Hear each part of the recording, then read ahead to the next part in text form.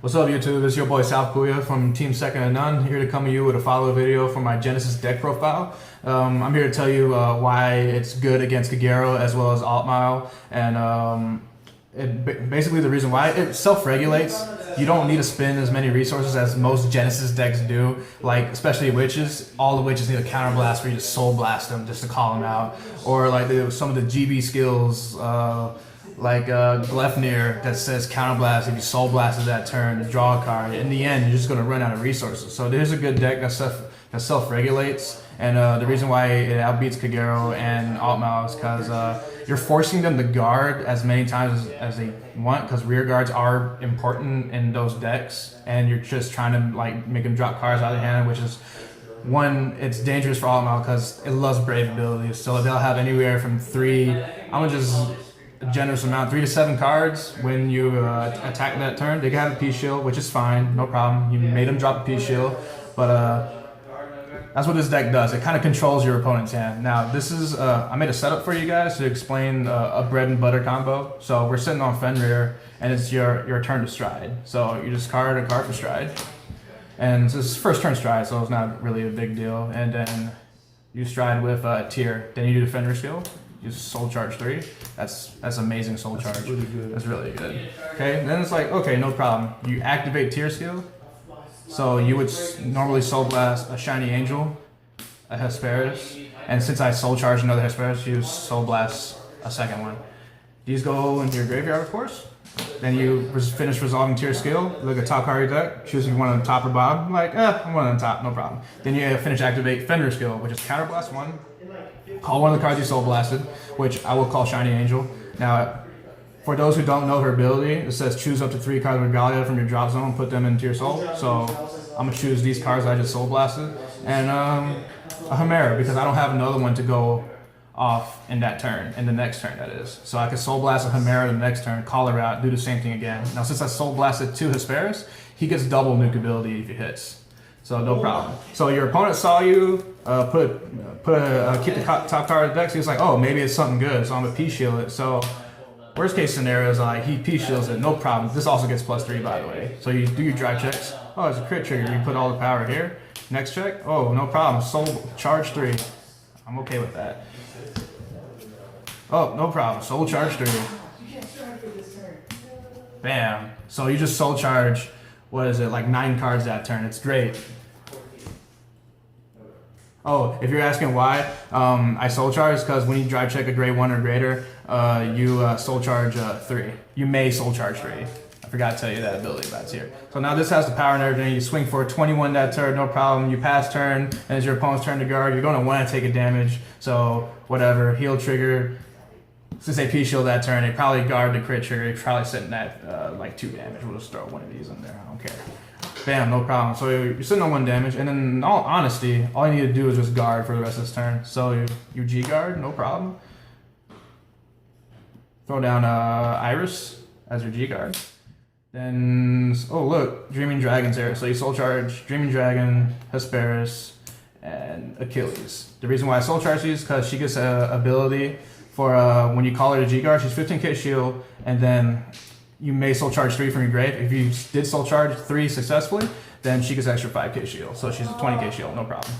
And then if you want, I don't know how many attacks you got that turn, just drop more cards, bam, bam, no problem. Okay, now it's your turn. So you stand, you draw for turn, no problem. Then you stride turn, bam. You stride Vanguard. Soul charge 3 cards because of Fenrir. Oh, there's another Dream Dragon Peace Shield. Things are just going great. And then this turn is like, okay, call Lighting, soul charge Lighting, which gives Fenrir the extra ability that when I soul blast cards, I could choose one of the cards I soul blast and call them to a rear guard spot. Okay, and then you swing for turn, you swing for attack, and then this is a 33k line. No problem there. Now the thing about it is your opponent's going to think that it's 33, so he may want to guard for 2 to pass or 3 to pass or 33, but he doesn't know that you're going to need a power boost, because when you soul blast cards, this also gets +1000 power for every card you soul blast. So let's say he lets it hit, no problem.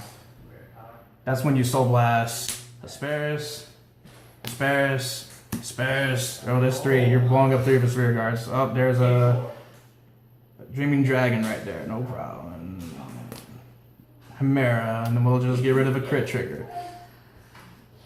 So we're gonna finish resolving Fenrir skill, which you G-flip them after you Soul Blast 6. You check the top 4 cards of your deck, rearrange them any way you want. You put some on the top or bottom, and then you resolve Fenrir skill. We'll call Chimera. We'll resolve Chimera skill. Let's see, I got 10, no problem, I don't really care. We'll soul charge 3 Hesperia, so you could do it again in the next turn. So you're gonna blow up more rear guards, or you just make him drop cards because he doesn't want to lose rear guards. Then resolve Lighting skill, which we'll call a Dreaming Dragon. No problem. Now we resolve drive checks. So there's a crit, you put the crit here, power here, next check. Oh, stand, no problem. You can use that for guard, put power here, and then third check, Fenrir. So now you just swing, I believe that's a 23 line, and then here's a 16 line. And then at the end of the turn, just put Dreaming Dragon on top of your deck, activate his ability, shuffle back your graveyard into your deck. If you shuffle 10 or more, you draw a card, which in this case I didn't. But the point is, you just shuffle triggers back into your deck, and now it's like your opponent kind of has to guard next turn and for further turns out there. Now, of course, this is the best case scenario. This is the bread and butter combo. You constantly stride over Fenrir to gain the extra ability to call cards from your soul, and these are your self-regulating cards. And then from that, you always Soul Blast Hesperia to get that extra nuking ability to kind of make your opponent choose that is this rear guards worth saving or are they not worth saving. So you just blow up more rear guards, and your opponent kind of has to like think ahead of himself, like, can I refill my rear guard spots? How many times can I refill my rear guard spots without exhausting all my resources? And you just constantly do these, and then once you hit late game, that's when you ride over with Yggdrasil. And then by that time, you already soul charged all your stand triggers and Norn and everything, and then you'll Legion back 4 crit triggers, and then you swing for, if she swings with this Soul Blast, full Soul Blast of Regalia, she'll swing for 66, 2 crit. That's without any other boost. If you have Ordain now, the max you could swing then is 81. But yeah, that is the bread and butter combo. She is the game ender if they don't lose to the bread and butter combo. Now, best case scenario, your starting hand should look like, let's see. As long as you have these 3 cards in your starting hand, and then don't have the unfortunate luck of drawing all your grade 3s and drive checking all your grade 3s, because that has happened to me a couple times. As long as you have these 3 cards in your starting hand, you're fine the rest of the way. Then you can self-regulate your deck by using tier to make sure you have more ammo for soul blasting, and then just keep calling rear guards without calling rear guards from your hand. You can just call rear guards from your soul.